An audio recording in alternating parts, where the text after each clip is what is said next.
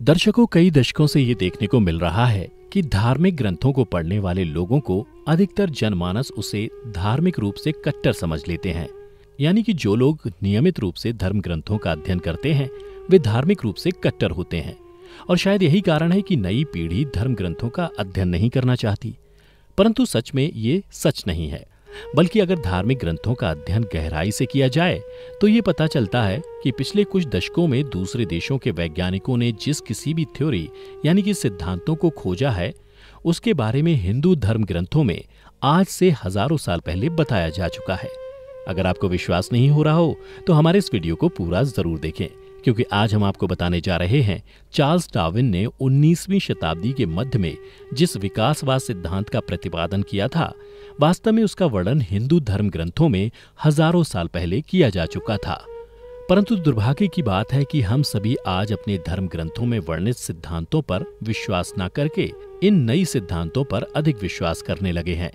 आज के इस वीडियो में हम आपको बताएंगे कि कैसे भगवान विष्णु का दशावतार चार्ल्स डार्विन के विकासवाद सिद्धांत से हूबहू मिलता है। नमस्कार दर्शकों, द डिवाइन टेल्स पर आपका एक बार फिर से स्वागत है। दर्शकों, आपको बता दूं कि भगवान विष्णु के दशावतार का वर्णन कई हिंदू पुराणों में किया गया है। वहीं चार्ल्स ने अपनी किताब ओरिजिन ऑफ स्पीशीज में मानव के विकास से जुड़े सिद्धांतों का वर्णन किया है। नंबर 1, मत्स्य अवतार। भगवान विष्णु का प्रथम अवतार मत्स्य अवतार माना जाता है, यानी विष्णु जी पहली बार मछली के रूप में अवतरित हुए थे, जो यह दर्शाता है कि सृष्टि के आरंभ में जीवन की उत्पत्ति जल से ही हुई। वहीं अगर डार्विन के सिद्धांत की बात करें तो उसके अनुसार इस संसार की शुरुआत समुद्र में रहने वाले जीवों से हुई थी, जैसे कि मछलियां।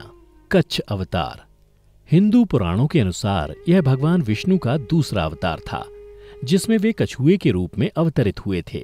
और जैसा कि हम सभी जानते हैं कि कछुआ जल और थल दोनों में रहने के लिए अनुकूल होता है। और अब डार्विन के विकासवाद सिद्धांत की बात करें तो वह भी बताता है कि जीवन के विकास के दूसरे चरण में प्राणी जल से निकलकर जमीन पर चलना शुरू किया और वह उभयचर कहलाया। वराह अवतार। हिंदू धार्मिक ग्रंथों के अनुसार जब दैत्य हिरण्याक्ष ने पृथ्वी को समुद्र में छिपा दिया था, तब भगवान विष्णु ने वराह अर्थात सुअर का रूप धारण कर पृथ्वी को पुनः वापस लाए थे, जो यह दर्शाता है कि विकास के इस तीसरे क्रम में मानव खुद को पृथ्वी पर रहने के अनुकूल बना चुका था। ठीक इसी तरह डार्विन का भी यह मानना है कि विकास के तीसरे चरण में जीव उभयचर से विकसित होकर पूर्ण रूप से भूमि पर रहना शुरू कर दिया था। नरसिंह अवतार। यह भगवान विष्णु का चौथा अवतार है। इस अवतार में भगवान विष्णु ने हिरण्यकशिपु का वध कर अपने परम भक्त प्रहलाद की रक्षा की थी। यह भगवान का वह रूप था जिसमें उन्होंने आधा मनुष्य और आधा पशु का रूप धारण किया था। यानी कि विकास के चौथे चरण में जीवन जानवर से मनुष्य के रूप में परिवर्तित हो रहा था। और डार्विन के सिद्धांत के अनुसार भी जीव अपने विकास के चौथे चरण में पशु रूप से आगे बढ़कर मनुष्य के रूप में विकसित हो रहे थे।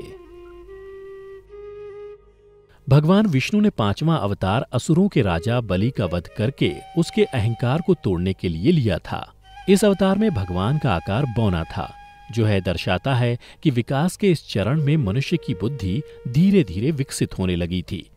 वहीं डार्विन के सिद्धांत के अनुसार भी मनुष्यों ने विकास के पांचवें चरण में विकसित होना प्रारंभ किया था, परंतु उनका पूर्ण रूप से विकास नहीं हुआ था।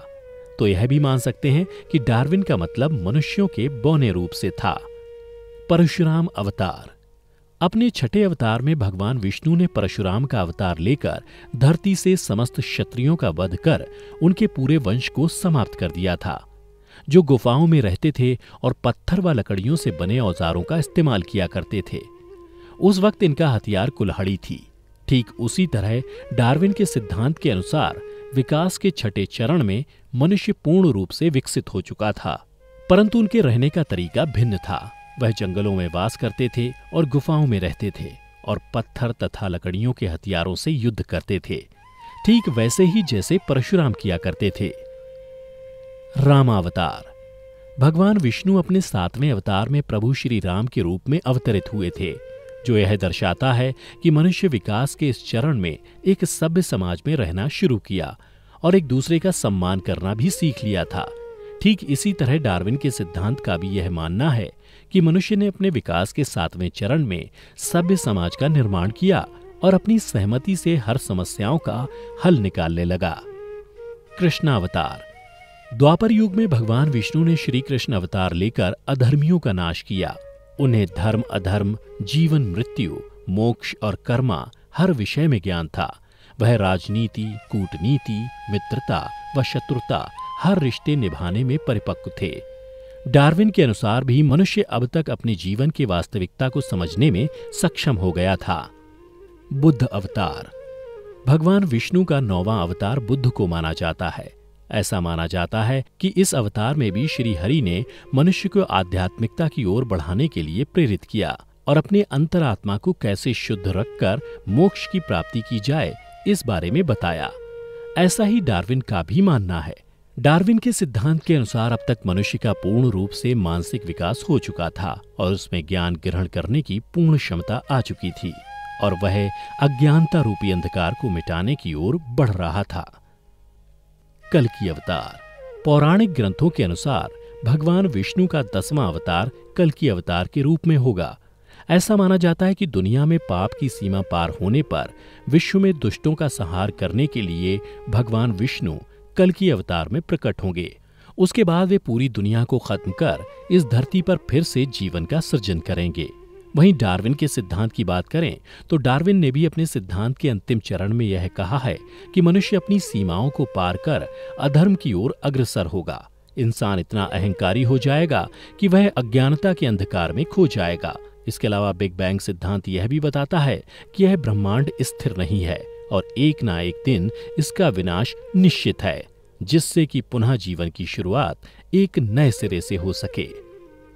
तो दर्शकों, अब तो आप समझ ही गए होंगे कि हिंदू धर्म ग्रंथों में भगवान विष्णु के दशावतार के जरिए हजारों साल पहले मानव विकास के रहस्य के बारे में बता दिया गया था, परंतु डार्विन के सिद्धांत के आने से पहले इसके बारे में जानते भी नहीं थे। ये तो मात्र एक उदाहरण था।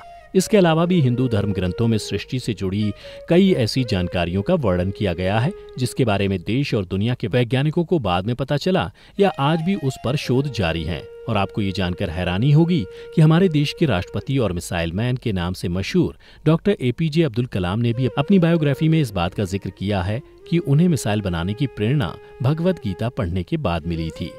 तो दोस्तों, अभी भी समय है कि आप खुद भी धर्म ग्रंथ पढ़ें और दूसरों को भी अपने धर्म से जुड़े ग्रंथों को पढ़ने के लिए जागरूक करें। अगर आपको हमारी ये जानकारी पसंद आई हो तो इसे ज्यादा से ज्यादा लाइक और शेयर करें, और अगर आप पहली बार हमारे चैनल पर वीडियो देख रहे हैं तो हमारे चैनल को अभी सब्सक्राइब कर लें।